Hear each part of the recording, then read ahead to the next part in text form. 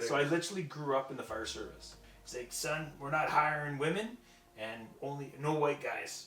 Rescue horses out of ditches, like car accidents and everything. It was insane. What would you kind of say to somebody who's like just starting out? Somebody like 18, 19, 20, 21? We had 2 back-to-back suicides. Yes, yeah, we talked about this on the phone. Yeah. So that was in Surrey Fire Department, 7 weeks apart. You know, we stoic in the moment, but when we come back... Because you have to be that strict. You got, man. You got to put the armor on, or else you can't show up for people on their worst days. So almost falling through floors and fires and pulling people out of... pulling people's arms off, their skin off their arms when you're pulling them out of fires, and you're like... I told a lot of people I come in contact with, don't talk negatively about yourself, even as a joke, because your body can't tell the difference. Yeah, man, and if you feel, and think about the shame that gets reinforced if you can't provide, if you can't protect. Let's go, man. I don't think I've ever said that on the show, man, either. I'm like, that's terrible. God. Tell us, what did you think about yourself, or how were you before you came through this program? And he just pauses, super quiet. He goes, I was an asshole. Just fucking plain simple. I was an asshole. And he goes, I don't want to be like that anymore. We take assholes and turn them back into assets. You know, it's so cliche. Reach out if you're struggling. Well, who the fuck do you reach out to? There are people, man. And it's literally asking, with great humility and great curiosity, is ask for help. And you got to ask the right people, man. And there's whether it's a peer or someone that you trust and love. And if you don't have that circle, seek it out somewhere. Leave the city for a bit as well. So I appreciate you being here with us today live in studio, man. Thank you very much for your time, and thanks for doing the show. Hey, retired life. I got lots of time now. Lots of time. Yeah, so, 30 years, eh? 32 years in the fire service. Started when I was 19 years old. Oh, no kidding. So I literally grew up in the fire service. Oh, wow. Yeah, crazy. What was the beginning of that like? So I was paid on call. I actually wanted to be a cop. Oh, okay. So I was I wanted to be on the dog squad. I was thinking of all these things. Yeah, great. That was my dream, man, as a kid. And then I went through, when I was in high school, they did this test, basically see what you're compatible for jobs. Oh, and it said police, fire, military. Yeah. And so I'm like, oh, that's interesting. And so I remember going to the Langley RCMP detachment, this 6'4" recruitment officer. He's like, son, we're not hiring women and no white guys. And I'm like, frick. So so he goes, try the fire department. And I had 2 girlfriends in school that I grew up with, and both their dads were in the fire service. Got me into it. And that was it, man. That was my origin story. Yeah. Yeah. That's sick. I was going to say, I was like, man, what, so literally in grade 11 or 12 or 13, I guess, maybe you're like, hey. Shit, grade 9 or 10. Online. Yeah. Quiz online, and that sent you here. Yeah. Had a career counselor and sat me down and said, this is what you're kind of leaning towards. And wow. Yeah. Do you, kind of jumping all the way into that, take us through the first beginning of those years, because they're probably very different than the last few years of your career. Oh my God. Take us through the first year. It was a paid on call fire department, so basically it's not full time. Right. I had another job, but I remember going into it just eyes wide open, holy crap, this is a whole new world with a bunch of older guys that were volunteering their time to protect their community. So it kind of got tucked under their wings a little bit, right? Brought into their world, and man, I got sucked in. It was everything's, you want to drive on fire trucks. Put fire out. They're cool. They're cool. Throw ladders, tie ropes and knots, and rescue horses out of ditches, like car accidents and everything. It was insane. So as a 19-year-old kid, crazy, bro. Yeah, we literally pulled a horse out of the mud, with a tow truck. It got stuck in the mud. What? Yeah, as a 19, 20-year-old. Yeah, so it was kind of crazy, man. Jeez. Yeah, and a buddy of mine, unfortunately, you never be at the back end of the horse, especially even if they're exhausted, and he got kicked in the head right on that call, went flying and fucked him up pretty good. But yeah, so that was my first foray into that, and I just fell in love with the job. And from there, took me 6 years to get career. So I was hammering it, the applications and the processes, and I didn't give up. And I finally, in '97, got hired with Coquitlam Fire Rescue. Full time. Yeah, full time. So sick. Made a career out of it. Oh, right on. Didn't look back. Yeah, no kidding. Yeah. So from that, going through kind of the jump, because Langley? Yeah, Langley Township, yeah. So then doing that and jumping forward, were you, how many years is that? A few years? 3, 4? It was 5 years doing that. Yeah. Oh, right on. So jumping forward, were you always hoping to kind of jump full time and go fire? Like you had your eyes on it the whole time? Yeah. Yeah. I took my scuba. I was pre-app for electrical. Oh, yeah. I was like getting a trade. And so I had like, taken a bunch of courses online through the Justice Institute, which was like basic fire science courses. So I was starting to build up my resume, if you will. And through Langley Township, they offered a ton of training. So auto extrication courses, heavy rescue, like all kinds of stuff. And I took everything. So I was building up, even took my fire officer training through paid on call. Oh, wow. And so did that as well. We had this wicked dude, Stuart Rose out of Seattle, come up and do some training with us. And they had the Pang Fire like back in the 80s. And so we were learning from some really, really cool people. So I was putting a ton of energy into that and just wanted to get career. I knew I wanted that as my job and kind of wanted to trade along the way, but actually got hired before I even started my apprenticeship. So, right on. Yeah, which is good and bad. Kind of what you want. Yeah, if you're started another apprenticeship. Yeah. Did you end up kind of on the side finishing the apprenticeship or going through it? No. Couldn't have time. Do shifts, Yeah. What was did you have, was it shift work? Was it like 24, 20, like how was for that? us, a little different than Ontario. Yeah, a lot of 24-hour shifts. Yeah. Like Rob was working those. Well, actually, he was 10 and 14. So I did for 26 years of my career, did 2 days, 2 nights, and 4 off. So 2 10-hour days, 2 14-hour nights. And did that for my whole career. So it was 4 on, 4 off, through Christmas holidays and birthdays and everything else. But yeah. So thinking to kind of, and I was thinking of asking this later on, but I think it'd be good to ask now. Based on you saying you got in at 19, knowing kind of how different it was the first year of your career, first 3-4 years to the last 2-3-4 years. Right? What would you kind of say to somebody who's like just starting out? Somebody like 18, 19, 20, 21, 22 latest, getting into it, where they're like, they don't really have any skills or much confidence from life experience to kind of go on. What would you kind of say to them, knowing with like how it was kind of left off? It was a lot different back then. Yeah? Yeah. How so? It was so focused operationally on the job. Like you want to learn the skills. It was about doing the job. I see. It wasn't about the impact of the job. And so we didn't talk about that. Now, I have to say Langley was ahead of their time. They did a thing called critical incident stress management. Interesting. So post shitty call, you would basically diffuse the guys and talk about the call and try to process it a little bit. Oh, good. And so it was kind of a rudimentary way to manage trauma and the cumulative effect of that. So that was kind of cool that they were like leading the way. Had a couple of school teachers that were became fire chiefs and training officers, so they were like cutting edge. Yeah. And that was like in the early 90s, so that was kind of cool. But I flash forward to when I retired, it's come a long way. Yeah. But there's still so much stigma, there's still so much shame and so many barriers for that suck it up buttercup culture is still there. It is, eh? It is still to this day. Damn. Oh yeah. And depending on which organization you're with, it's like snowflakes, right? There's 53 career departments in BC. There's 30,000+ firefighters, career firefighters in Canada, and everyone's experience is different. Right. Every department is different, and some have a culture of psychological safety and some don't. Oh, no kidding. So what I'd say to someone coming in at that age is get yourself a mental health Sherpa, get a good counselor. Gotta have that. So having your shit sorted, starting this career, whether that's your childhood shit, teenage stuff, relationships, making sure you got a good friend circle like you're building. Those are critical to survive this career. No kidding. So having someone that knows your baseline. This is where I'm at in my life. I'm going to be, and having eyes wide open saying, I'm going to be exposed to traumatic stuff, suffering, grief, loss, right? Yeah. People dying by suicide. You're going to see a lot of terrible things. Right. What just happened in Tumbler Ridge, right? You're a first responder. 2 days ago.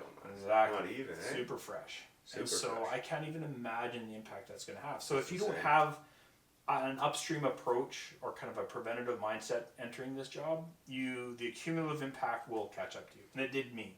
It took me out, and Rob, our mutual friend there, and we had more things that were working against us. Politics, in union executive roles. There's a lot of things. Union executive. Yeah. Yikes. And so everyone has a backpack in life. You kind of, going through university, not knowing what you want to do, right? Like you're throwing things in there, like you know, you have a grandparent that dies, you have a childhood experience that's shit. Yeah, bad relationship, bad divorce. You have a dog die, like, you know, man, you get Fisher out here, and it's like family, bro. I know, and so, right? And so, all of those things, it's a human experience, but when you have a first responder experience on top of that, it's a compounding effect. So that's why I say you got to prepare for the job. I never thought of that, like getting ahead of it before. You have to. I mean, that's for anybody.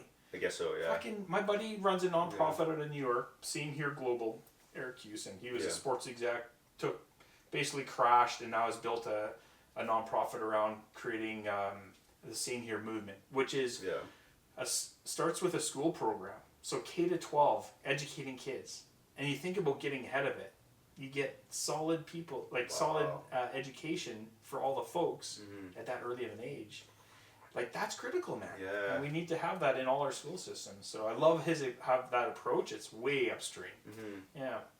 What kind of stuff, like, when did you first realize that it was, because obviously when you were in the beginning stages, 19, early 20s, that probably wasn't really much of a focus, right? Not at all. As you're saying? Yeah. So then when did it really hit that you're like, oh shit, we got to do something about this, or I got to look after me, or deal with my own stuff? Do you remember when? Oh, I totally remember when. It was like, we had 2 back-to-back suicides. Yes, we talked about this on the phone, So that was in Surrey Fire Department, 7 weeks apart. And the first one was Kevin, and he was a advocate for CMHA. So he was one of their champions of mental health. Right? Yeah, Canadian mental health. Yeah, he spoke out. He talked about his own story, but he struggled, right? And struggled out loud. Yeah. And unfortunately, the pain and the suffering was too much for him, and so he died by suicide, and it rocked our fucking world. And so, not that you never see that coming, but you could see a slow build of that. He'd been to a ton of terrible calls that he talked about openly. Yeah. And you could see the weight of the career on him. And at the time, the fire service wasn't really open for people talking about that. It was kind of a hidden thing. How far in the career was this, sir? For me, I was in... Like, was this early 2000s? 2016. Oh, okay. So, not really fresh, but not recent. Like, that wasn't a while ago. That was a while ago. 10 years? Yeah. We're coming up on 10 years. Yeah. Oh, wow. And so that was the catalyst of me getting involved in mental health. Because when Ernie died by suicide 7 weeks later, no one saw that coming. Yikes. So there's a guy that was suffering in silence. Oh my God, yeah. And it just it's a 1-2 punch. Yeah. And so it's, fuck, dude, that split us open in the fire service where we're like, we got to bring this out of the shadows. The IAFF, International Association, basically said that was the start of when we started this work. And for me, I was doing health and safety work before, like a lot of physical health, like diesel exhaust extraction, cancer prevention, like other things. And then this hit us, and it's like my whole focus shifted over to this. And that was the catalyst, unfortunately. Come tragedy, and we had to have some solutions. So, yeah, man. Heavy. Yeah, man. Within 2 months, it's crazy. Especially guys I'm sure you knew for a while. Like I didn't know them. I knew of Kevin, but because it's such a tight community. Yeah, as we were saying before. Buddy. Like, and I was like just getting involved in our BC association. Yeah. And so I knew the union president. Yeah. And so watching him up on the podium, basically MC 2 funerals. And we're talking, they were regimental, like we're talking Class A uniform stuff, like whole pomp and circumstance, the bagpipes playing Amazing Grace. Yikes. It was heavy stuff. And we're all connected, man. I know tons of guys on Surrey Fire. One of my best friends, Matt's on Surrey Fire, right? So it's... Yeah, they're like 1 degree. It is, man. Yeah. So that hits really hard when you see other people also so impacted. Who might be closer and a bit more impacted. Yeah, killed our community. Jeez. Yeah. Imagine. How do you... Is it like a series of events you think that leads to it? Always. Yeah. Domino effects. Yeah. Yeah, it could start in early childhood. It could, hence the getting ahead of it, Yeah, always. And I think a lot of these stories are adverse childhood experiences. And I know talking to police, paramedics, fire, military guys, and gals, those experiences sometimes propel us into these careers. We want to protect others from that experience. We want to make a difference. We want to, save someone else from that experience. And so that, green light into that career could be a rock you're bringing in. Yeah, And so when you see other kids getting abused, or you go to a car accident with an infant, or you go and see, anybody that there's a connection with, whether your parent has been in the hospital recently and you see someone that's just had a cardiac. Yeah, you never know. You don't know, man. Like, I have one of my guys on my crew, I remember going to a cardiac arrest, and it was like, it reminded him of his grandma. Yeah. So those kind of calls, like, they hit you really, really hard. So it's funny you say like the weird connections. So I had to do, as a lifeguard years ago when I lived in Ottawa, I had to do CPR on this 57-year-old man who passed out during our my adult swim class. Got out of the pool, sat down, wasn't feeling. I was like, let me know if it gets worse. Shit. He just collapsed. Yeah. Whatever. Amazing team I was with at the time. February 2nd, 2017. We ended up took care of him. I did 9 rounds of chest compression. It was crazy, man. It was awesome. And awesome that lived. He glad he lived. Yeah, good, way better story. Yeah, shout out to Walter. I probably wouldn't say it with such enthusiasm for it. Yeah. But anyways, he ended up he got out of the pool, but he was in the advanced class. So when I said clear the pool, call 911, the guy cleared the pool. His wife was also in the pool, so she comes out freaking out. Anyways, fast forward, and I heard the screams I've heard from her. I've never heard even anything remotely close ever since. Yeah. Fast forward 2 months later, I was recerting my first aid and CPRC, and I remember one of the things I had to do for my scenario was the guy was like, all right, so CPR, Glenn, you're gonna do, it's gonna be a heart attack, the wife is gonna be here, and I'm like, dude, and he's like, what? I'm like, that's exactly what happened a month ago. He's like, really? I'm like, yeah, I should probably pass this scenario. Yes. And he was just kind of laughed off. But I remember thinking I felt triggered in the moment. You're like, yeah, oh no, flood's back. And then it hit in a weird, not a whole tidal wave, but enough to be oh yeah, taken out a bit. I was like, man, it's crazy you say that. So I was like, oh shit, yeah, you can.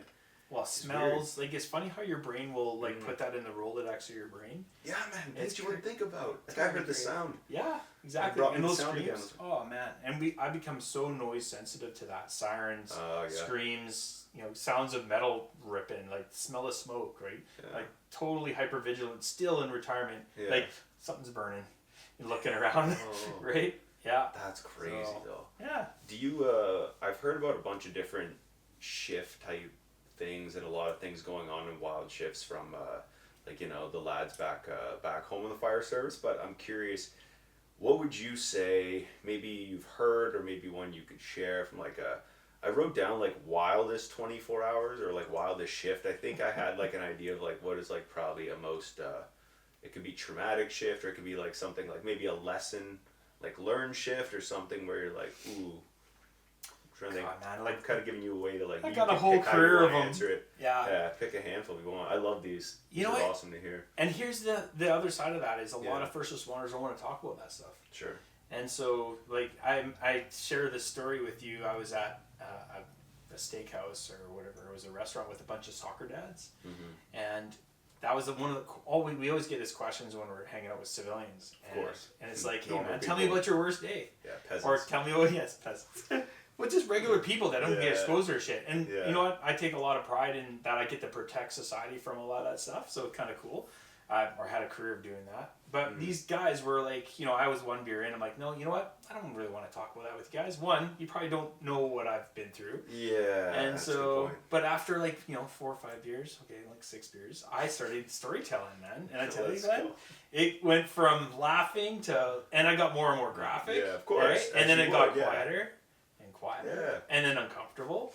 And because I was just offloading, man. Tell you, Yeah, so spigot open, and so this is a segue into story time. Sure. But I just, Nice. it's interesting. A lot of people don't want to talk about that, but I think what people don't understand is that there's an expectation that we see all this stuff and we're cool with that, and we can be stoic, and we stoic in the moment, but when we come back, Because you have to be that strong. you gotta man, you gotta put the armor on, or else you can't show up for people on their worst days. So you be professional, you get your shit done, and then you hopefully can unpack that later. And the problem is, I think of some of my busiest days where we've had some really tragic car accidents where we've cut multiple people dead, cutting people out of cars, and you go back and it's a messy scene, and then we haven't had dinner yet, so let's we're cooking up spaghetti tonight, and you're looking at this bowl of freaking spaghetti, and you're like, kind of reminds you. A little reminds you of that call, right? And you're still tucking in, and there's like that dark humor where like, this looks like the back seat of that Ford Escort, right? And just like guys, and they just that's how, and we laugh. That's how you cope. And that's how you cope. Yeah. And it's not sometimes it's healthy if it's safe, but if you're doing that all the time and you don't have a place to vent, man, it just gets stuck in your nervous system, and that problem with that is it accumulates, and then it takes you out the knees eventually, man. You don't deal with it. So heavy shifts. There's a whole career from anyone that's doing this work. You could have story time around the fire and trade stories about many people. Almost falling through floors in fires and pulling people out of pulling people's arms off, like their skin off their arms when you're pulling them out of fires, and you're like degloving them. So there's like a myriad of things and memories and smells that you can recall. But what would a debrief look like? Well, so structure it. Fucking great question.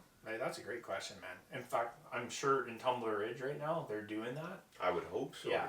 So for us, there's two levels. Like a diffusing would be like when you talk about critical incident stress management, is like an informal kind of you lead them through the stages of what did you do, how did it impact you. Where a debrief is actually with a mental health professional. Yes. And so as you know, you actually go down into it and actually talk about emotions and bring them into that kind of. It's almost like exposure therapy a little bit. A little bit, yeah. Yeah, so you bring them into that moment and then you bring them back out again. And that has to be done with a lot of trust, a lot of experience, and a lot of people being open and vulnerable to the experience to actually get something out of it.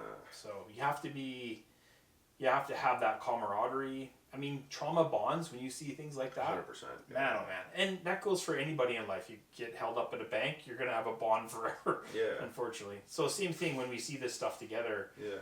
It does. If you have a safe, psychologically safe workplace. Now, some people don't want to open up because they don't want to look like a pussy, right? Yeah. And so, but I challenge that scenario. Yeah. It's like, it takes courage to be vulnerable. No, it does. And to be authentic, it is not easy. And if you're worried about being judged because you're bawling your eyes out, hey, being a human being seeing horrible shit, and if it doesn't affect you, that's tragic in itself. It is, yeah. And if you don't cry and you don't grieve, it just gets locked in your nervous system. And so your body keeps score, and that'll pop up somewhere else in your life. Your body doesn't know the difference too. It's a lot of times that's why I've often told a lot of people I come in contact with is like, don't talk negatively about yourself, even as a joke. Yeah. Because your body can't tell the difference. So your brain might be able to, you might be conscious of it, right? Obviously, but your body won't know. So it just processes it in your nervous system as negativity. Fuck, dude, that neuroscience piece that fascinates me. It's insane. It is insane because it is mindset. Yeah. Creating it, reinforcing that negative bias in you, and you're right. If you talk negatively yourself, you're going to believe that. Yeah. And they'll just joking or not. Yeah, it's insane how your brain works. Yeah, man, crazy. It's bonkers to me, and I also know too, like it's because you could be stoic and like remove, and like just mask it. I don't even know if stoicism's like my favorite word for it, because I think you can choose to be vulnerable, but also be stoic as well. Like you can talk about it. You gotta read about the Stoic philosophy, man. Yeah. Stoicism is about living a proud life and being able to show up to adversarial events or traumatic events, let's say, not as a Stoic, but still be able to have joy, love, fear. That's what makes you human. All those things. And so it's for like first responders, and I say this is you want to show up to people's worst days. You want to put on the armor and get your job done, but you also want to allow yourself to offload that and have that as human experience and grieve that and acknowledge the suffering. But to be seen, heard, and understood as a first responder is a rare thing in the past. Maybe it's getting better, but that's what's hold people back is like that shared and lived experience is like, allow me to grieve, allow me to be vulnerable and don't judge me. And so that's healing. It is, yeah. Be proud to be stoic, but also know stoicism works on the call. It doesn't work at the hall, around the kitchen table, and definitely not at home. No, and especially if those people know you as somebody, like almost if you're being like a fake version of what you think stoicism should be, or being stoic should be. Yeah. Those people like wife, friends, family, colleagues, they'll all know. Oh, yeah. They're like, you're faking it, man. Why are you pretending? Like, Yeah. you're usually bubbly. Yeah. No, Put you're on a not. brave face. They see right through that. I agree. 100%, right? Especially like you know them all Shit, like yeah. as they are. You're like, Fuck man, yeah. why are you being fake Yeah. now? It's like, who are you trying to? There's a doctor, Megan McLahern out of Alberta, and she calls it pseudo-stoicism. Pseudo-stoicism. It's fake stoicism, like you said, man. So, yeah. Like pertaining to. Yeah, just being, you're being strong, Yeah. right? But if you're living within these narrow emotions, like we have a Dr. Duncan Shields that we have with our resiliency program, he talks about that, the narrowing of emotions. You're not living your full and authentic life, right? And so that's that pseudo-stoicism. I'm strong, people can rely on me, they depend on me, this is my meaning and purpose. Which is, I think, a lot of the reason why, when you touch on, like, a lot of people can rely on you and purpose, is why even, like, removing, like, zooming out a bit further even than first responders, like men in general. Absolutely. So, like, 100%. Yeah. Like, oh, people rely on me, blah, blah, blah, and then all of a sudden... Yeah, but that's a societal expectation. Yes. Provide, protect. And that's a lot of pressure. Fuck yeah, man. And if you feel, and think about the shame that gets reinforced if you can't provide, if you can't protect. Sure. And so that pressure, creates a narrowing. You lose joy. You hate yourself and you become depressed, right? And that's definitely, I love working with Movember because of that. Oh, 100%. Yeah, they are such a good organization to get that word out. And I started to do some more work with the Canadian Men's Mental Health Association. Nice. And there's, talk about 5 degrees of separation. Of course. I know Nikki, the CEO now, and Dr. David Cool is part of their thing. And so they're doing some amazing work as well to get that awareness where men should be able to be vulnerable and not to have society lower your expectations, but to show men more grace. That's right? Yeah, it's a good way of putting it. Yeah. Yeah, not to like, because it's evolution, man. Yeah. Like, it's forever. There's no, like, that's how it is. Like, Yes, we're supposed right. to protect, provide, all that stuff. Yeah. And it's supposed to be a good balance in order for everything, like, develop and evolve, right? Yeah. And so, not being able to give that grace is a bit...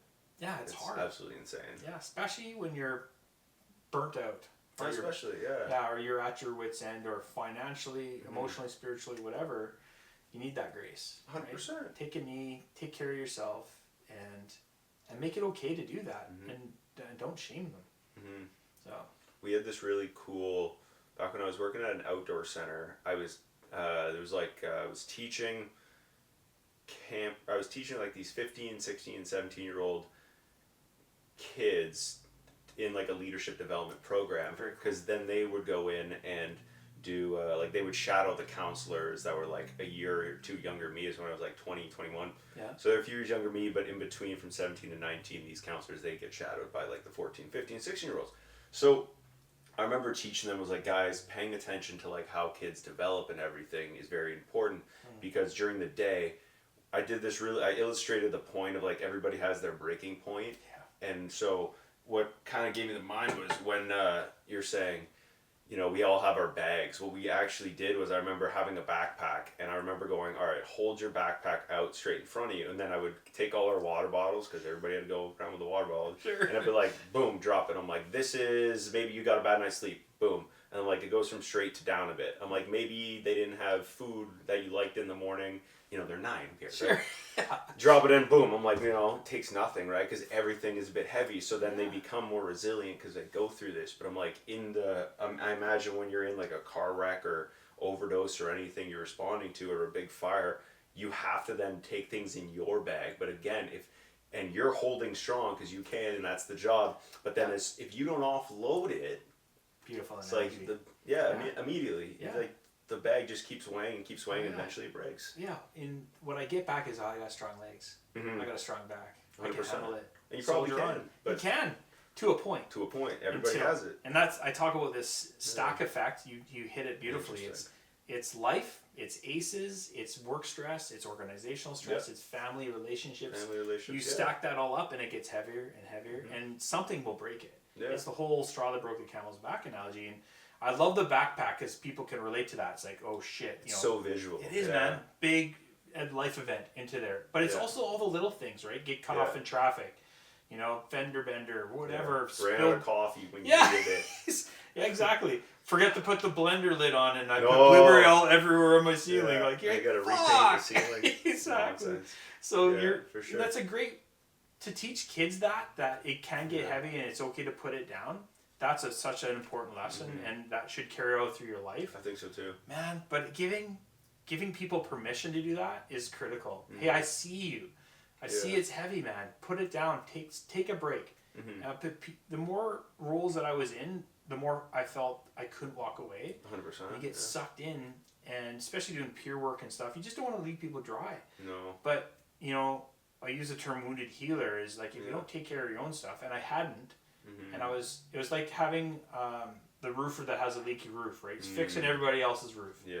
And so I use that analogy with the plumber, electrician, whatever. Yeah. And so if you don't take care of your shit, it's the whole put the oxygen mask on first before you help others. 100%. And, dude, yeah. if you don't do that and you don't acknowledge that life gets heavy, good life lessons that you're teaching, and I love that kind of mentoring. Yeah. Like, we need way more of that. I think so too, and I also found that because my style, especially more back then, like now I'd probably be a bit more introspective about it and go a bit deeper, but That's deep what you're doing, man. But like, man, back then it was I had to be, it was like I had to be simple about it and convey and not, I didn't have to dig such a hole and make it a bigger thing than it needs to be, especially when you're just trying to make a clear visual and hit your point head on and then go, hey, this is the point we're trying to drive through.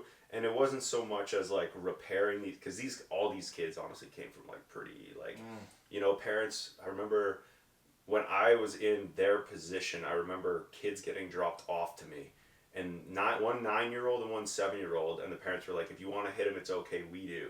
And I was like, well, I'm 17, let's go, man. Let's, I don't think I've ever said that on the show, man, either. I'm like, that's oh, terrible. God. Yeah, like there's a bunch of different stuff like that. Some would show up with cigarette burns on their arms, yeah.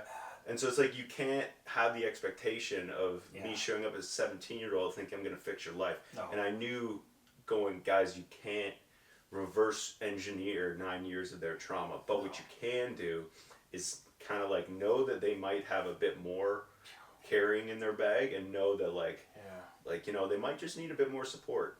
They need love and support. Yeah. Like, they're coming here to escape whether they know it or not. You know, some of those 7-year-olds and 9-year-olds end up first responders. Yeah. And the cigarette burns and the physical abuse, sexual abuse. Yeah. Like, tough. We do a lot of our programs. I've seen a lot of our folks, and that's their history, man. So to have people in their lives, to see them, hear them, you know, acknowledge their experience. I mean, what does a 9-year-old need? They need love, unconditional love, no judgment. They don't need physical abuse. Yeah. So I admire that. Crazy. Is that knowledge translation of here's a life lesson that they can understand at that their level, and hopefully, you know, take that through with them. But I think so. Yeah. Man, this is impactful. Cool stuff. It is cool. Yeah, and do you?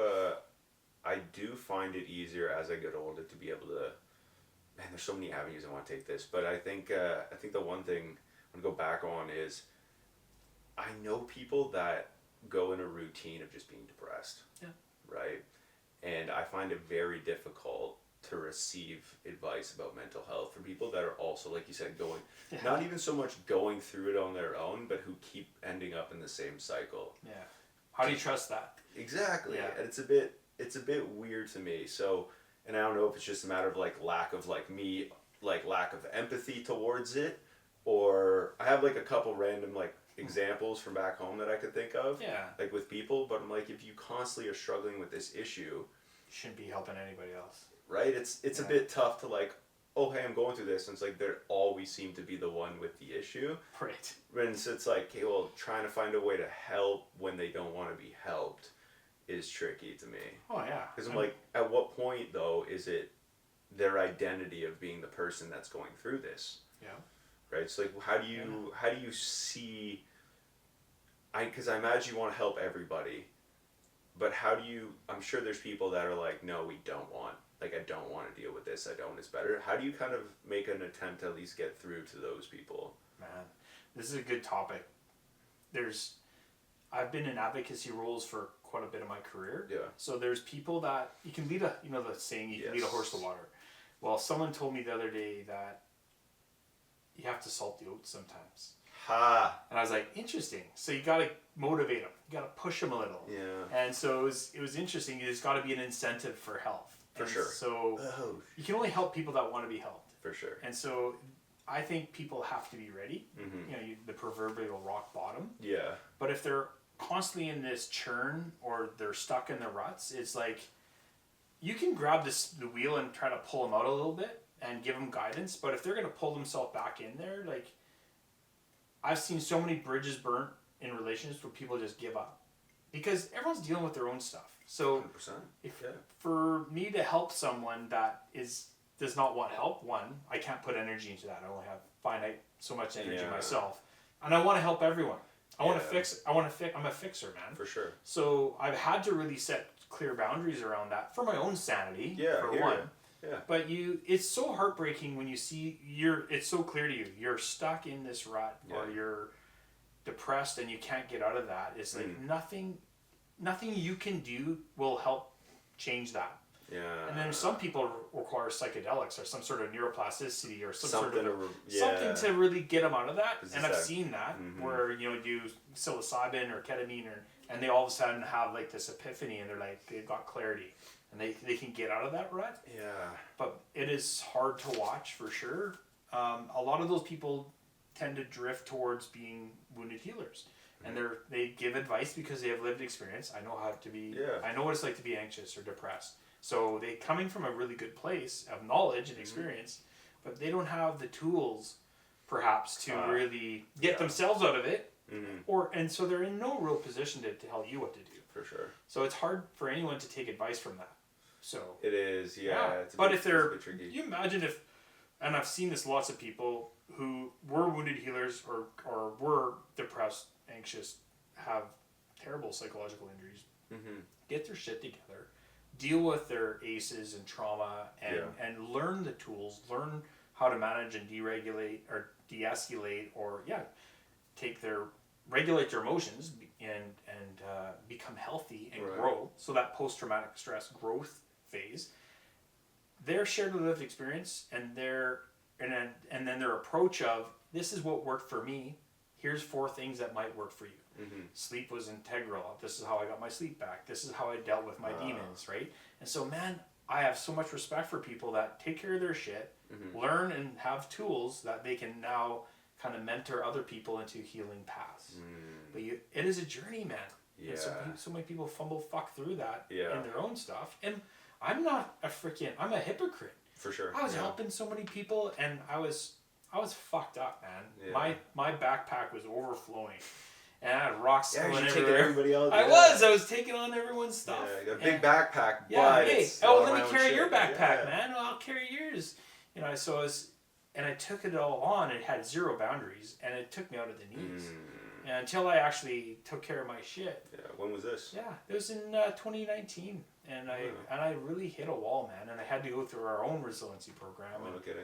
And the doctors were like, you got to come through. I'm like, no, someone else, Glen needs it more than I do. Jerry, Christine, they need it more than I do. Yeah. And then they're like, no, you need it. And it finally hit me where, going through a separation that was not very toxic and my years of unprocessed shit finally caught up to me. And so, yeah. Was there a tipping point? Yeah, that separation. Yeah, that was the... Yeah. So a relationship... Of all the trauma that I experienced up until that point in my career, all the shit I've seen, the death, carnage, and everything, that relationship breakdown broke me. Yeah, it was the heaviest thing. Because for me, it was my second marriage. Massive amount of shame around that. Yeah, body. I feel like an absolute failure. And my daughter's 19 now, turning 20 this year, and I felt like I failed her. And so it was hard, man. Like to look myself in the mirror and, I had my partner at the time. It was very toxic. So I had to literally look in the mirror every day and go, you're a good human being. You're just in a bad situation. You can get through my goodness. I had to do a year of that, man. Just live every day, 365 at least. And living in the same convincing house. Yourself. Yeah, of baseline things and reminding yourself. Yeah, have people saying you're a good dude. You're a good guy. You helped me through some rough times. Like I had to remind myself. And it was tough, man. So that was my breaking point. Yeah. That's insane. But that was the start of a really cool journey for me, a good health journey. So how long of a... Because the breaking point's not just like a flip switch, you walk out the door. Yeah. Well, how long was that process?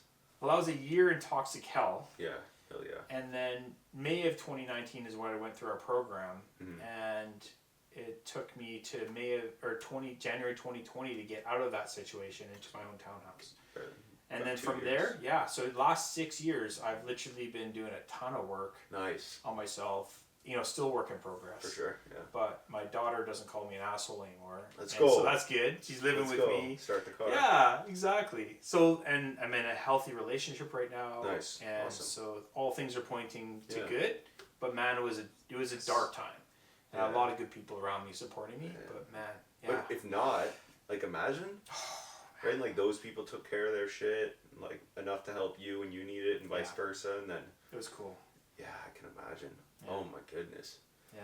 So then, when did you get to a point, like into it, that you're like, okay, I can, like, I feel good enough with where I am that I can kind of maybe not go back to helping you, but help people with a better understanding. Yeah, it's a funny thing, man. I was still helping people in that. Yeah. Even I was in the fire, helping people through the fire. Unreal. It was crazy. I look back, I'm like, what the hell? I didn't check out because I was in roles like where I felt responsibility to continue the work I was doing. So in my personal life, dumpster fire. In my professional life, I'm helping people through the fire.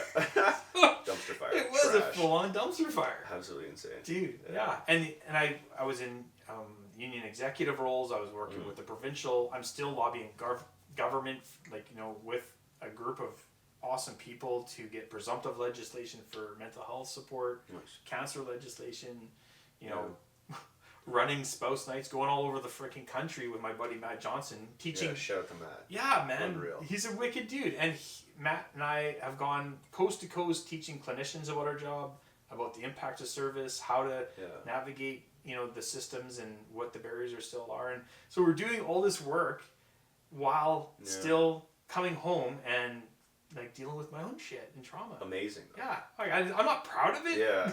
But I'm like, God, I got some strength, man. Yeah. I got some resilience. Got some resilience. Yeah. So, yeah. Oh my goodness, man. So kind of switching gears a little bit. When you and Matt go across the like coast to coast and everything, right?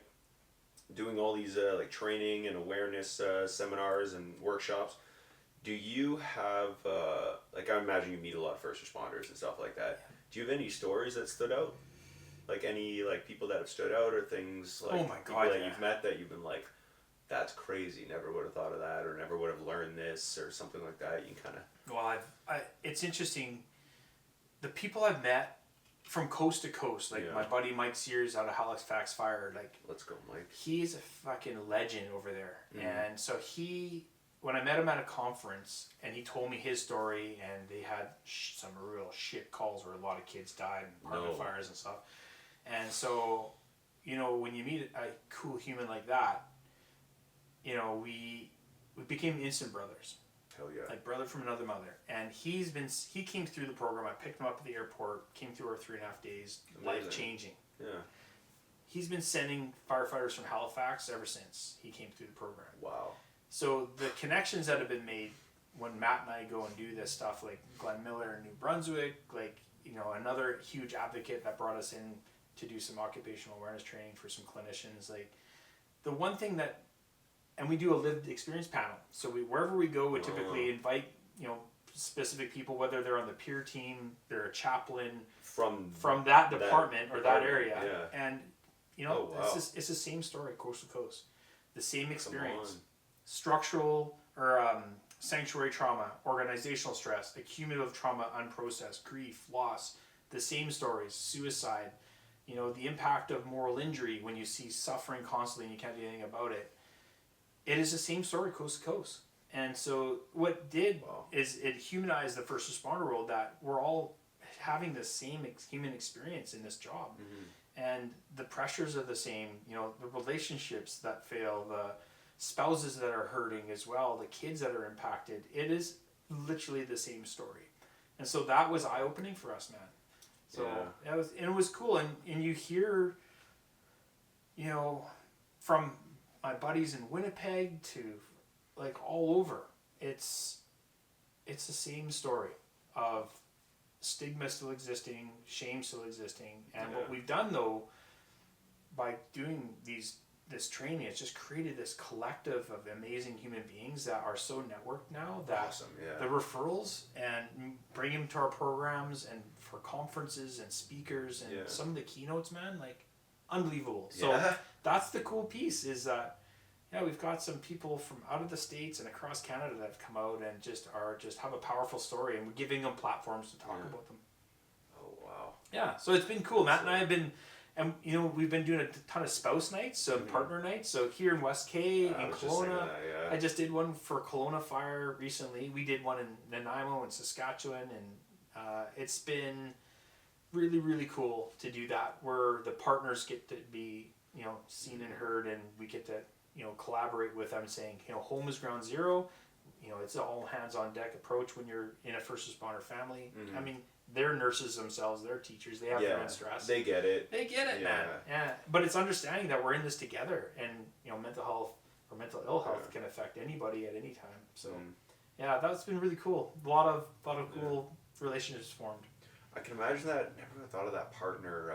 What's it called, man? Like the partner nights and going out and taking care, because it is like, man, it is a team thing, and then you go through, like you said, like different toxic things or environments or relationships that I can imagine they're also going through their own stuff. So I can imagine, because like you're saying, if they're also nurses and they also EMTs or stuff like that, they need that help too, or they need that understanding as well, because I imagine it goes both ways. It does. It's like you can't just unload on the spouse when you get home and expect her to deal with it, or him or whoever it might be, right?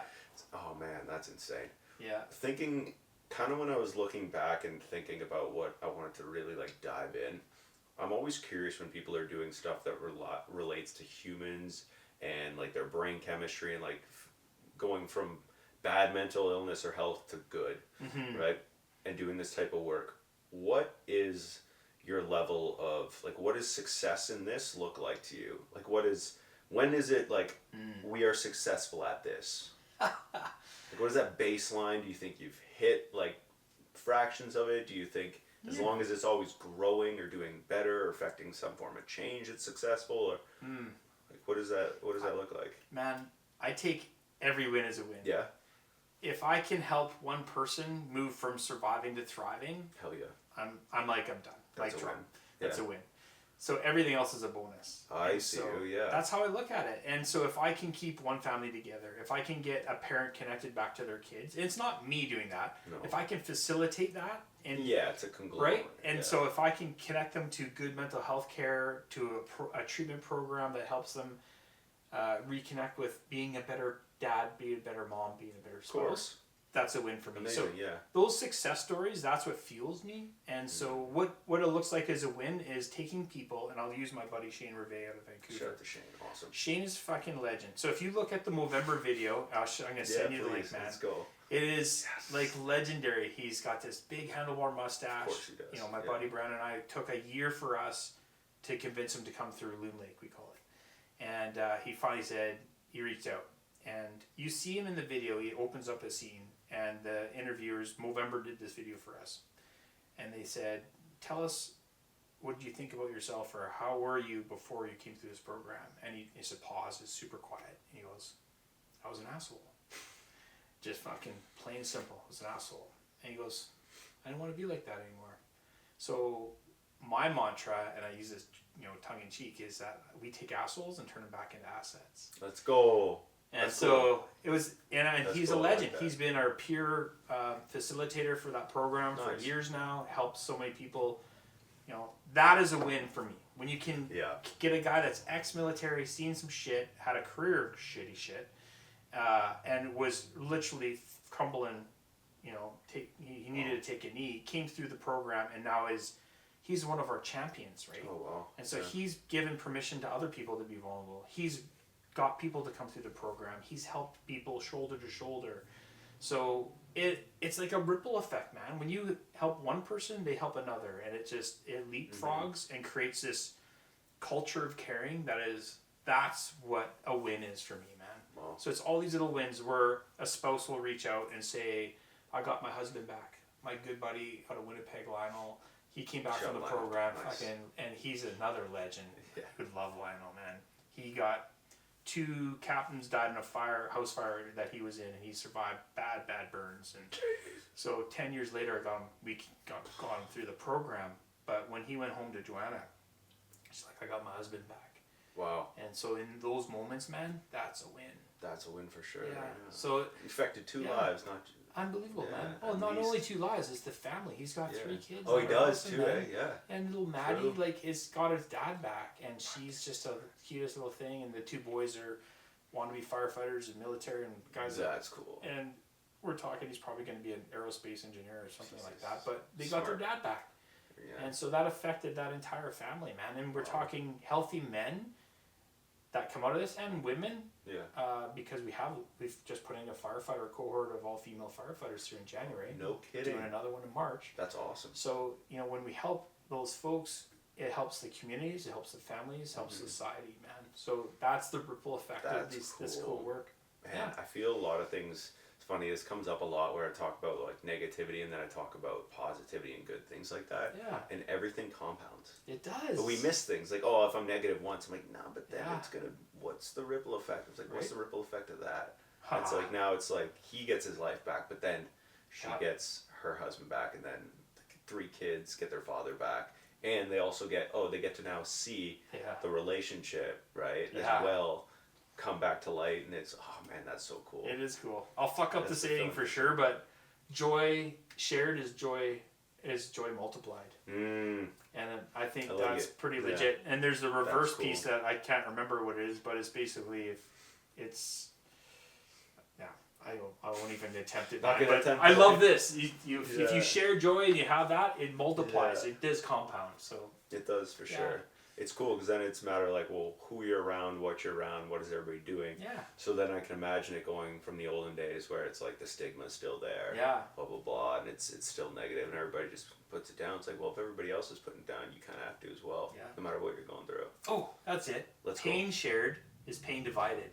And that's what we do in our group work. Well, I think it was very powerful. If you have that pain and you don't share that, you wear it, man, and it becomes part of your nervous system. So that's the cool thing is we create these safe spaces where people can share their pain, and it divides that pain. Now we have 8 people carrying that. And I think it's a really beautiful it's thing, not man. as heavy. Yeah, man. Kind of legs it. Sick. Isn't that awesome? I do like that. I love was that. like, oh That's shit, smart. because then I'm thinking of like just separating things. Right? So it's like whatever you put in that water bottle, you put in the backpack. Yeah, well, now you all- pour half of it out. Yeah. Or you have 8 of you carrying that backpack. Way easier. Yeah.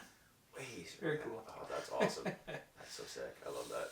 Do you have if there's an example of if you have somebody that's maybe watching this, whether they're just somebody first responder, somebody that separates, and I look at first responder as like somebody who's the line between people like civilians and then disaster, Yeah. right? Like shit we don't see every day. Yeah. So, those people, if they're struggling, or somebody in uniform, let's say, is watching this, and they're like, they come here because they hear, they see the title, or they know of you, or they know of like loosely the work, right? Yeah.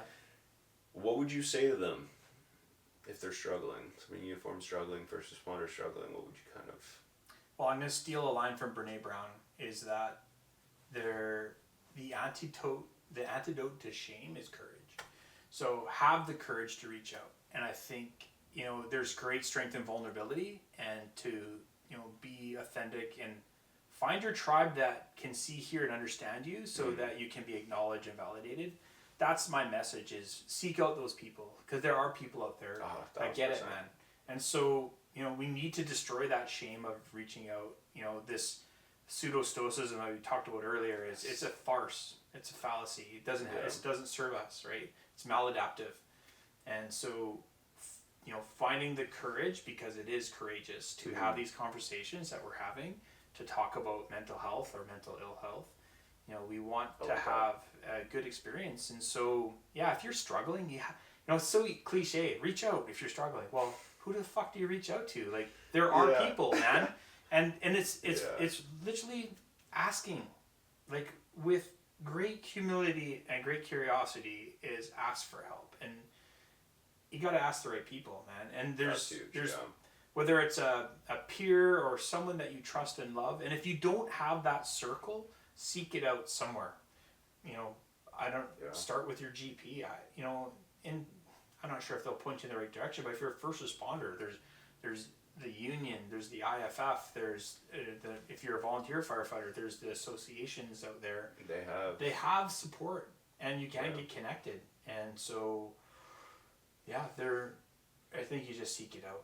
Mm-hmm. And that's my message is don't wait, because fuck, man. And that's the problem. If you're over the waterfall, and it's just so much easier to throw you a life preserver when you're just you're floating down the river. Way easier, yeah. Right? Pull them out of the stream. For sure. And don't wait till you're over the waterfall to reach out for us. Never, and I always say, get a mental health Sherpa or mental health professional before you're in crisis.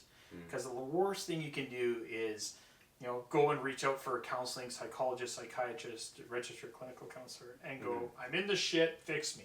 I'm broken. You're setting them up for failure. You 100%. Go in and say, hey, this is where I am in my life right now. I'm going to see some shit, or I've seen some stuff. Let's sort it out now while I'm not in crisis. Yeah, man. Ahead of time. Yeah. That's crazy. Build a relationship, right? Yeah. Yeah, because it's helpful. Or build a friend circle that you can, have these kind of conversations with and check in with each other, right? Yeah. So that part's huge. It is huge, man. Yeah. They talk. I don't know if you follow the blue zones at all, but there's this Japanese term called a MOA. And so blue zones are about the healthiest areas in the world where there's longevity. Yeah. And so it's health. Oh, yeah. You heard I know this. Which is, like, I freaking love this mentality. Blue zones. Yeah, the blue zones. Yeah. So it's healthy eating, healthy lifestyle, movement, spirituality, connection, meaning and purpose. So they all share these across the world. Sardinia, Okinawa, Loma Linda, California. There's tons of areas across the world that share people that live past 100. Yeah. And they all share these kind of things. Well, one of the things that I thought was cool out of Japan, Okinawa, was they have this term called a MOA. And it's like what you've built. It's having, minimum of 3 friends or a circle of friends that are there to support you, hold you up, also call you on your shit. Yeah. Right? Having all that. Too, so having that tight friend circle lends itself to longevity and a healthy life. So I think that's really, really cool. So build your MOA. That's what I say to people. Yeah. It's funny you mentioned with holding you accountable and calling you out in some facet too. Yeah. Because every time I think about it, it's like, by doing that, you're then saying, I have enough security and trust in you in this friendship that you or me aren't gonna like abandon the other when shit goes south. Fucking right. It's like, hey, I trust the love and connection and really friendship we have. Yeah. I'm gonna tell you what you don't want to hear, but you know that I trust you enough to like put our friendship on the line, and that shows you're willing to risk it, and you can't have courage without taking risks. Love that, man. Right? So that's why I'm awesome. Like, you need to have those people. That's beautiful. I'm grateful I do, and I know like you. I imagine you do as well. Yeah. I would hope, right? Yeah. Like for all of us at this point. So in order to develop that, like those type of friends and stuff like that, what would you tell somebody in the beginning of their career? Like what did you or was it? Yeah, that's interesting. There's certain people you connect with, right? Right. And I had a lot of. You can still be lonely and be surrounded by people. I've been lonely around a bunch of people. And so to have those intimate connections, you got to put yourself out there. And I've been burned in the past. Going through my first separation and divorce, I lost a lot of friends. Yeah. But to me, and I thought they were close friends. I basically, whether they were uncomfortable, didn't know how to be around that situation, whatever. Sure. I don't begrudge them. Right. They had their own stuff. It impacted them differently. But to find and seek out those people, I don't know, it happens organically, but you yourself have to be vulnerable. You have to be authentic. Yeah. You gotta, that Johari window, right? You gotta, in order to have that intimate connection, you gotta open up a little bit. You gotta show that hidden side of you. Mm-hmm. And that also has to be reciprocated. So to build those connections, it is about having these conversations. It's not just talking about football, hunting, jiu-jitsu, whatever. It's also talking about these kind of real things, man. Like, how's your childhood? Like, being curious about your past with each other, and even if it's uncomfortable. And so that's how you build those connections, I think, is, show a little bit of your hidden self, but show enough humility that, maybe it's kind of, you're maybe not proud about it. Maybe there's some shame there, and be honest about that. Say, you know what, I'm embarrassed that I have 2 ex-wives. Yeah. But I share that with you because I've grown from that. I've learned a lot from that. I've accepted that my role in that because I had a part to play in that. For sure, yeah. I wasn't the best version of myself. And I say that to my girlfriend now. It's like, you got the best version of Steve right now. Steve 2.0 or whatever. Yo. But that's how, to build your MOA, man, it's like, it's putting yourself out there and taking some risks emotionally, which is scary for people. Because, fuck, man, people judge harsh all the time. Yeah. So, and if they judge you, fuck them. They're not for you then. So, no, facts, 100%. Yeah. And Steve, it's funny you mentioned too, like with the hunting, jujitsu and stuff.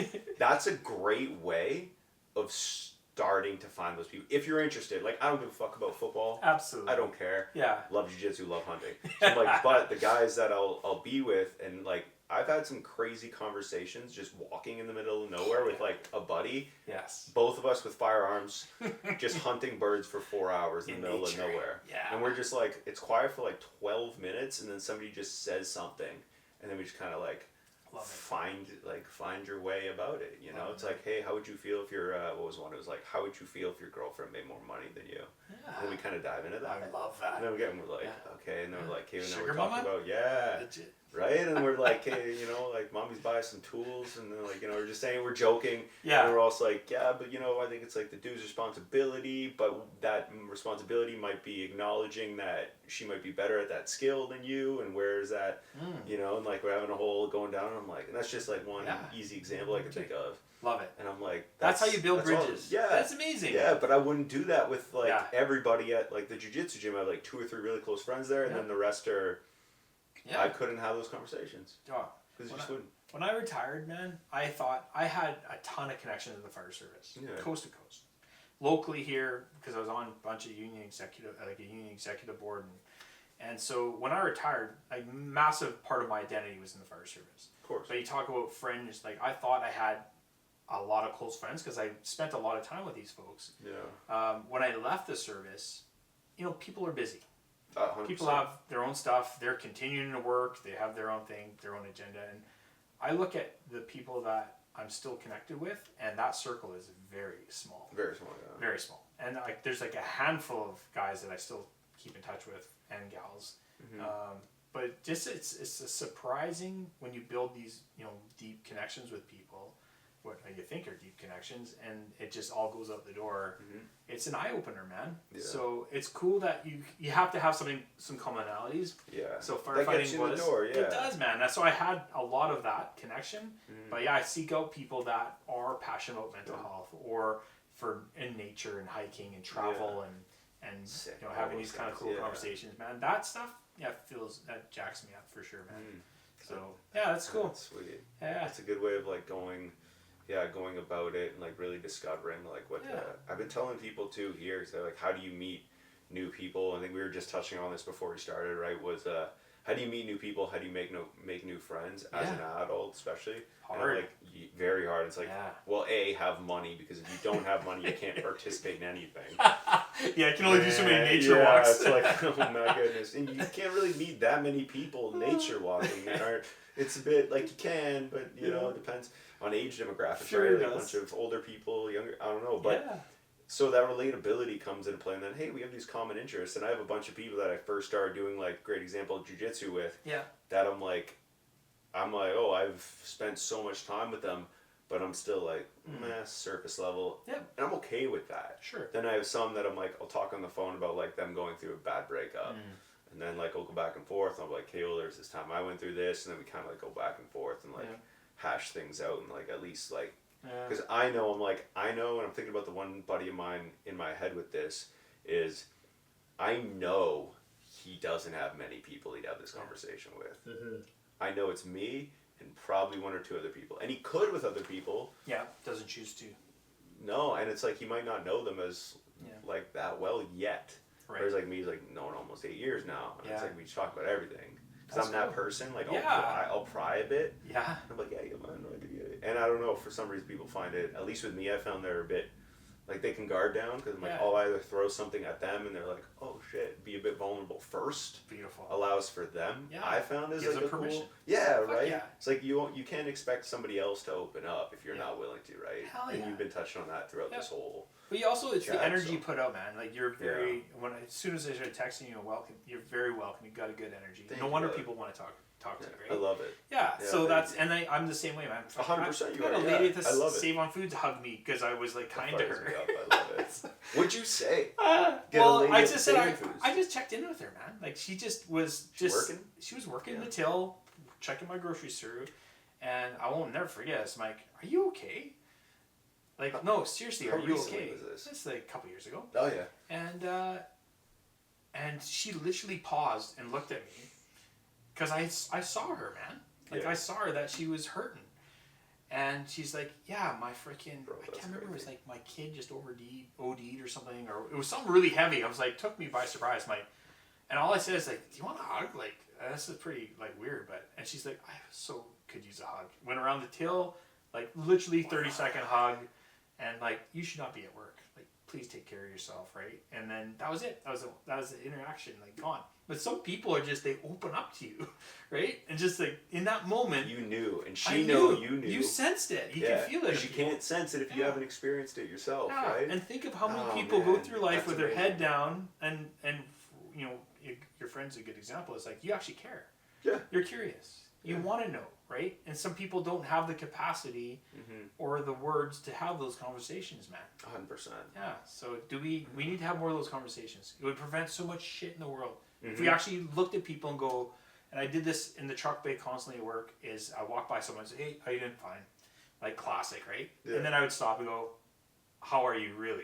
Like, don't fucking bullshit a bullshitter. Yeah. And you call people out on it, and they're like, well, and then 10 minutes later, they're like, well, my dog died. The country song, right? The dog ran away, my wife left me. You're like, no more beer left at the bar, like the whole thing, But you gotta have time and capacity to have those conversations. So. Oh man, that's incredible. It's funny you said that's so good. It's funny you say that too, because like I have a list of people that says literally like KIT, like keep in touch. Yeah. Because I love that. Yeah, right. That's and awesome, I was like, man. because I'm like I'm busy. Sure. You'll forget. Like Always. I'll forget. I'm like, man, who? I haven't talked to this guy in a while. And usually it's like, man, there's a list. Like all those people have like once a month or every 3 weeks. I like check in and go, hey man, how's it going? How's it going with your kids, man? Love that, Glen. Good. All right. Good. And like, because like I know them well enough. And, like again, prying a bit. They're like, hey man, what do you? Oh yeah. All right, so cool. awesome. And it's like I know they care about me, and I know they're all completely different lives, each and every one of them. But I also know a lot of them are in the role of what we're talking about, where it's like they know and understand that their mental health is important. But I don't think I think they're so busy and wrapped up in their lives. They don't prioritize themselves. Because they don't prioritize themselves. Man. So then it's like, I gotta remind people all the time. You stop them, you're like, hey, I just reminded a psychologist like 3 days ago in a text message. I'm like, happy birthday. I waited like 3 days after her birthday to wish her happy birthday. And I'm like, how are you doing? Why? Hey, because I didn't want to be part of the noise of the happy birthday. I hear you. I wanted to stand out. Happy belated. I waited. It was very strategic. You knew exactly what her birthday. I did. And then I checked in. I'm like, you take care of yourself. You don't bullshit That's me. Smart. And she's like, you know what? I'm not. And I need to, and thank you for the reminder, calling people shit. Yeah, you let like the hype of the birthday fizzle out because they reflect on their birthday. Always. I reflect on my birthday. Man. Last year, like 29, I was like, I just turned 29 last year, no, July. And I was like, I like could not sleep that night going into my like the day after. It was like July 1st, I got in. I felt good. Like I saw family, I saw friends, people were wishing me happy birthday. I hadn't spoken to them. I was like, this is great, right? Yeah. And I'm like, I'm like, I don't feel I've accomplished that much yet. Am I behind where? And I'm like playing this game with myself in the middle of the night. Yeah. And I'm like, shit. And then weeks later, and everything kind of like smooth. So I was in like a weird position with the job I was working at too. Like we had just, I like even asked Rob to be like a third muscle person for this because we had to like evict somebody at work. Oh crap. Yeah, low income housing, had to evict somebody, and it was like a point where like literally just my supervisor didn't want to call the sheriff, so she was like, I thought I was doing like an inspection. I was stressing out about that for 2 weeks, and every day it kept getting pushed, and I was like trying to schedule with like Robbie, a couple other people, be like, hey, like come today, because they were going to go in with me as like somebody watch my 6 while I'm on a ladder. Yeah. Right? Because like, and it wasn't even the dude, as like he had multiple violent offenses, and I know because when we removed all of his stuff, I saw a list of his charges, and I was like, oh yeah, there's like possession, substance 2, possession, substance, possession, violent, aggravated. So it's like a sweet lad, man. Like, just walking around, and yeah. So, but it's usually the ladies he brings around. Or the sporadic ones. Yeah. He's been pretty mellow with me the whole time, but everybody else. So I was stressing for weeks about that. And then, yeah, I was like, so after that, I was like, oh man, like it was just leaving that and kind of knowing I'm about to leave and then wanting to move out west, but still kind of unsure how everything's going. I was like, I haven't done shit yet. And like, you know, some people would disagree. I would disagree moving forward, but I'm like, we're hardest on ourselves. Man, it was a bit. Yeah. It was a bit tough that day after the birthday. I was like, oh shit. That's right, man. Luckily, things worked itself out and we're here. Yeah. But yeah, it was a bit of a couple days. Hardest critic, so. We are our harshest critic for sure, man. So what, before we kind of conclude, what, from your lens, I'm trying to think of the way I'd like to ask this. How do you see the world? Like, how do you see the day by days? Is it blurry? Is it gray? Is it so clear? So much bright? clarity. Nice. Yeah, I got clarity when I retired. I was preparing myself for that transition because it's a new chapter for me, man. Yeah. It's a whole new book. Mm-hmm. And so my whole life has been the fire service, and then what I wanted to is I wanted to reconnect with my family. So I have this clarity around my brother lives up here, my nieces, my sister-in-law, my mom. I'm living on my mom and dad's property. Amazing. And so I wanted my next chapter to be there for them. Amazing. And my daughter. And so I wanted to create a really safe. It's been the last 5 years been very unstable for me, relationships and everything else. Yeah. And so the gal that I'm with right now, super stable. So I've got this clarity now where I see what's important to me. Mm-hmm. And it's about relationships for me. Friends, I've reconnected with some friends up here. Let's go. We've gone on a vacation together. Went on a vacation with my brother and my sister-in-law and with my girl Jen, and we had a freaking amazing time. 2 weeks in Mexico. Let's go. It was. I remember you telling me that. Yeah, and it was. And you know what? Talk about perspective. Yeah. The clarity I have now is like, what's important to me. It's like, I was a firefighter, whatever. I was in different roles, different titles, executive vice president. It means nothing. What impacted me was the relationships I reflected back on, like the relationships I have and the people that I've helped. I can walk away feeling I've left it better than I found it. Amazing. So I have that clarity. But I'm in a different part of my life now where the next steps is, look, my mom and dad are in their 80s. I want to be there for them. Yeah. My daughter's turning 20. She's starting her life. Oh, yeah. Right? And so I want to create a safe space where, Jen is an awesome role model for her. Mm-hmm. She's great and supportive, and my family loves her. And so I have this new clarity about what a healthy relationship looks like. And so not saying anything bad about my past relationships, but I've learned and grown a lot from them. Yeah. Myself and from them. For sure. And so, I have this clarity moving forward now where I want to travel and explore and meet new people, but I also want to nurture the relationships I have around me and friends and be there for people in a different way. Because I was so busy before, man. I was pulled into, 10 different directions constantly. I was always on the phone, always, jumping to the pump, and I want to have more boundaries around that. So that's my view. My worldview is it's chaos right now, right? Yeah. And it's hard. I just had this conversation with Jen this morning. It's like you can get so down on the shit that's going on in the world. It's easy. It's so easy. Right. There's plenty for you to pick. Pick an issue. But I was sitting in the sun before this interview, and I fell asleep in the sun. I'm just feeling so much gratitude that where we are in this in Canada, in this safe world in beautiful Okanagan. Oh, it's crazy. It's fucking Okanagan. It's amazing. I love it. I'm so grateful. It is so grateful, right? Yeah, so awesome. Practicing that gratitude and just really reflecting on how awesome life is, really, and with so much tragedy and suffering around us that I don't have any control over, man. I don't have impact on that, and so I can consume it.